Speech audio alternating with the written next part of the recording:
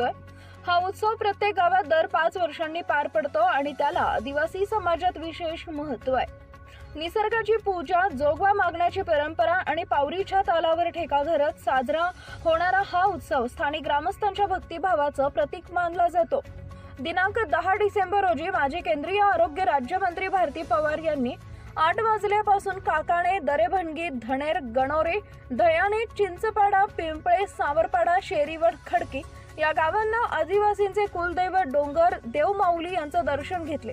त्यासोबत आदिवासी संघटना पदाधिकारी के गांगुर्डे, चंद्रकांत गवळी, सुनील गायकवाड, शांताराम दळवी, राजू बहिराम, गजानन चौरे, जयेश गावित, शीतलताई महाजन, बेबीताई गांगुर्डे, सुजाताताई बागुल, कुंवरताई विनोद बागुल, दिनकर ठाकरे, बीजेपी पक्षाचे गोविंद शेठ, दीपक खैरनार, दादा मोरे, रुपेश शिरोडे व अनेक आदिवासी संघटना पदाधिकारी व गावकरी उपस्थित होते.